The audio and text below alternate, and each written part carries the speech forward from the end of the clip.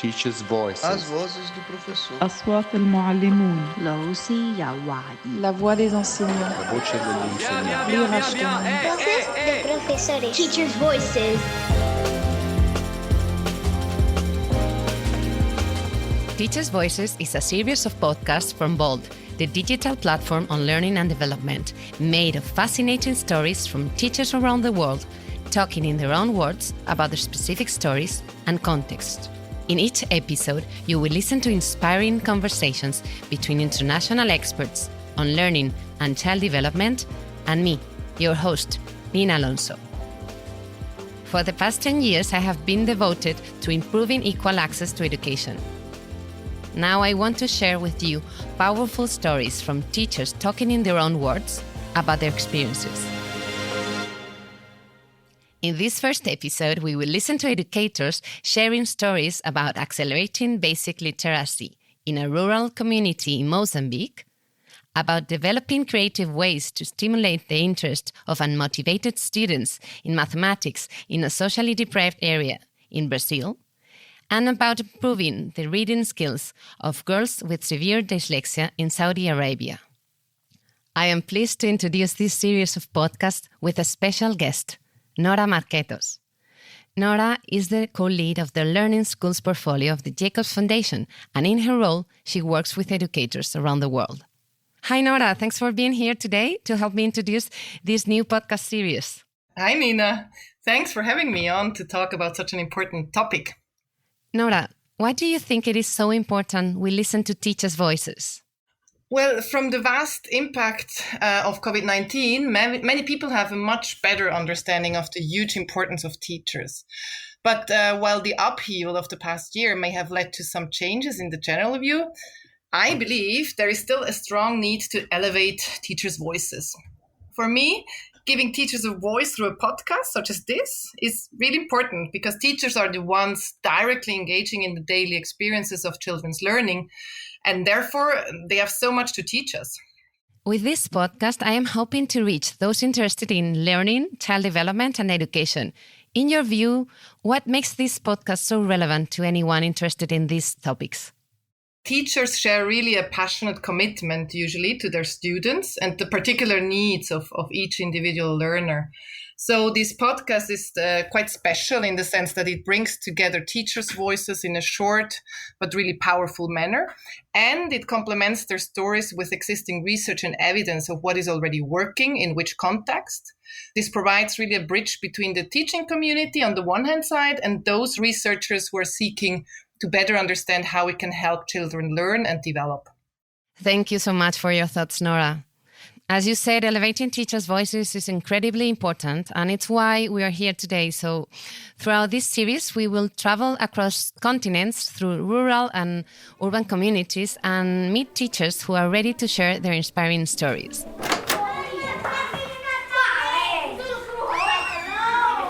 In this episode, we start by welcoming Armando, a teaching facilitator in the north of Mozambique, Southern Africa.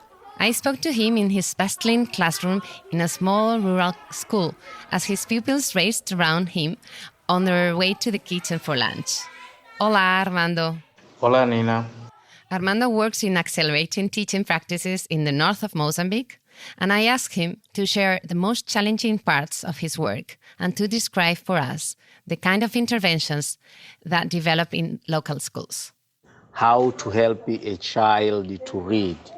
How to take a child that cannot even read letters and help him in 50 days and make him able to read simple words.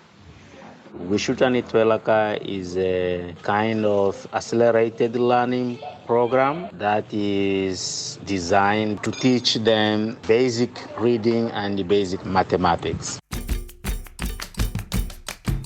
Myself, I was working at Samora Machel Primary School in Nataka, and we were working with grade 4 children. Our class has almost 30 to 35 children with a good balance between girls and boys. More than 2/3 of those children could not read a simple word. In our province, which is the most populous province in the country, only 1 out of 10 children could read grade 2 story. These kind of accelerating interventions are proving to be quite successful in the Global South, so I wondered if Armando could share a concrete story about how this works in real practice. A touching story came from a particular girl whose name is Anastasia.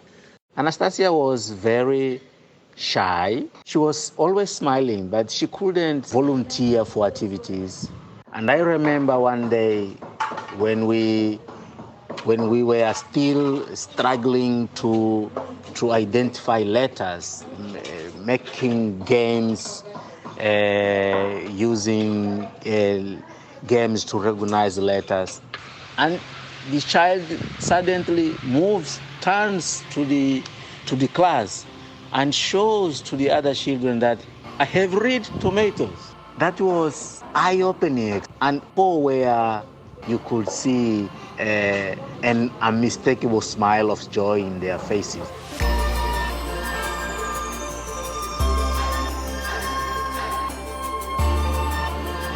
We started this program with a huge promise that we would help children to improve their reading competencies and their arithmetic competencies in 50 days. And we were talking about children who have been to school for at least 4 years.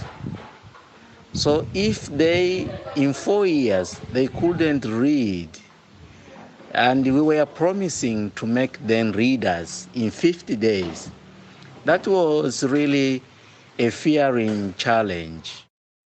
After 45 days of intervention, we invited community leaders and the parents to come and to do together with us the final assessment. We did a reading competition and a mathematics competition. They seen themselves the changes we made. If we could bring them to make their testimonials live to you, you will also enjoy the same way that we did. Parents, members of school committees, they were really, really, really happy to see that, yes, it's possible to make children to read and to do basic mathematics in 50 days. Far from rural Mozambique, we now move to an urban landscape. In Brasilia, Brazil's capital, we meet Melise, who works in a busy and crowded public school in a very populated area. Mel teaches maths in the night shift of her busy school to a group of teenagers at risk of dropping out. Hello, Mel. How are you? I am well, thank you. How are you? Melissa first told me about her experience teaching mathematics in a socially deprived area in Brasilia. I asked her to tell me a little about her pupils. I was teaching a classroom that was different. So they were students that were behind. So although they were 15 from 18 years old, they were supposed to be, they were still in the level of like 13 and 14 years old. I then asked Melise to share with us her teaching style and a teaching experience that she and her students had particularly enjoyed.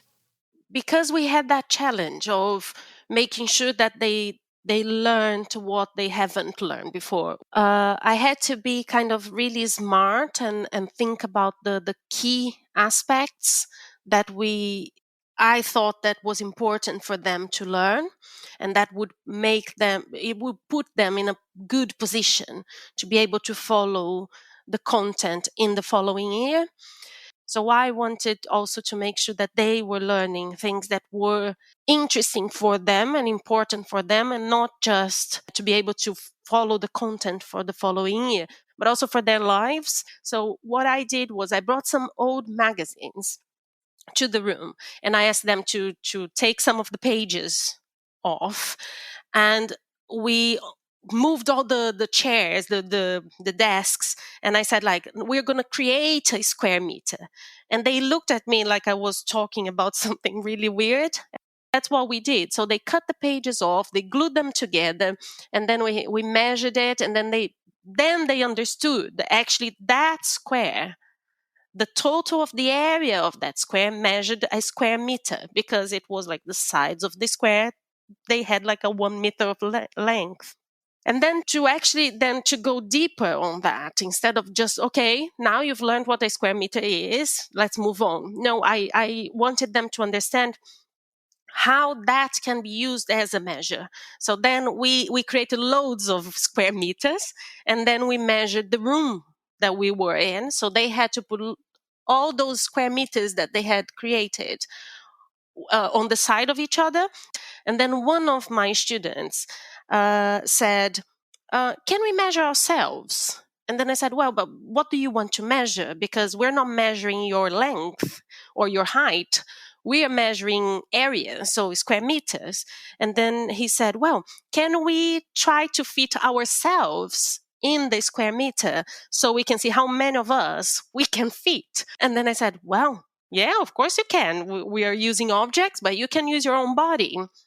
And then they all then everyone started to go on top of the square meter, and it was really interesting to see them using themselves, and how they could see that they were having a lot of fun, and they could really understand what a square meter is and how that applies on the things that they could do in their daily lives. So it was really interesting. And I think that student in particular felt really important and heard, because he suggested something. And I said, yes, let's do it.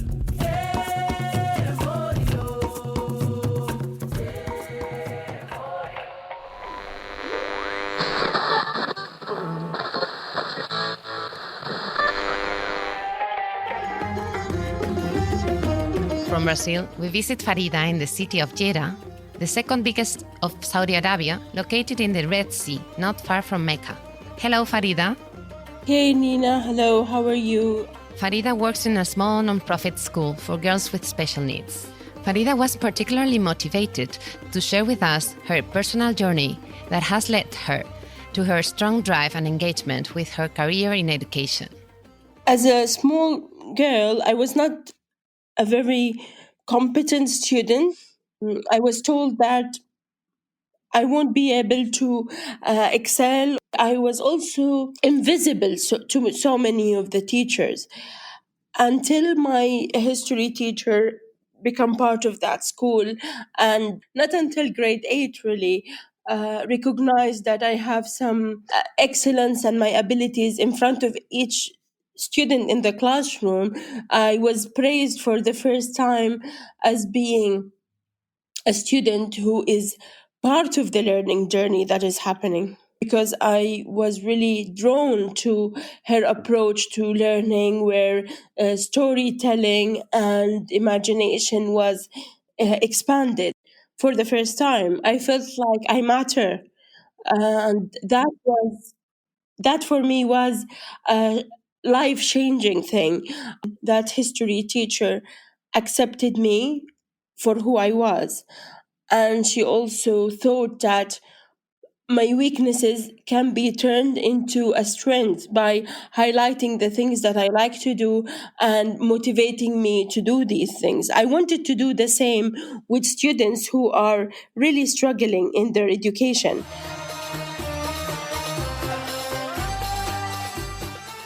Farida's motivation is very inspiring. I asked her if she could describe for us an example of her teaching approach in real practice.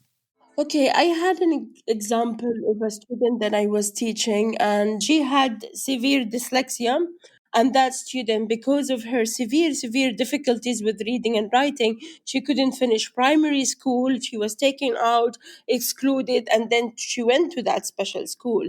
And she had issues with also her parents, because all her sisters and other siblings are overachievers.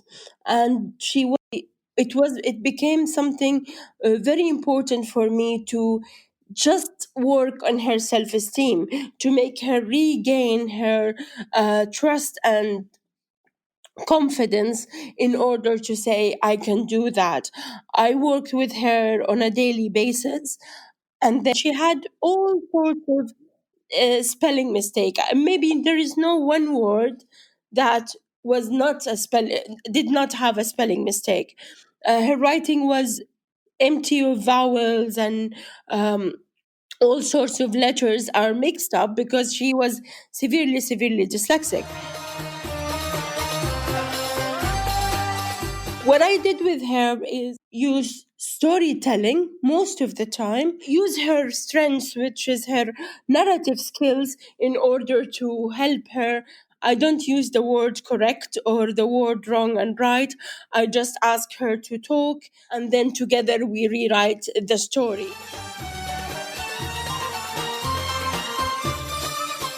One day, there was a teacher-mother, interactions, and when I was sitting with her and her daughter and describing what she's doing with me in the classroom, the girl went into tears, and the mother, she couldn't believe me. And then I told her that your daughter is like a gift that is wrapped in a gold paper, but this paper is so thick and it needs careful unwrapping, and the time you unwrap her potential, you will see a star inside that golden box. So when I work with this particular student or any other student in my classroom, and I see the aha moment, the moment where they say, I got it. For me, there is nothing that equates that feeling. I feel like I do something that matters and something that makes a difference.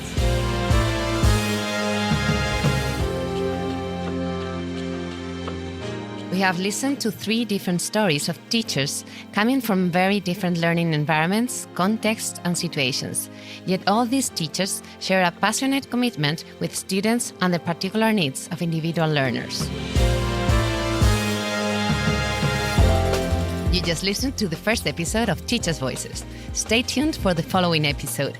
We will talk about how teaching and learning takes place in adverse circumstances. You can listen to Teachers' Voices on your favorite podcast platforms and on bold.expert. There's a new episode coming every other week. Don't forget to follow us.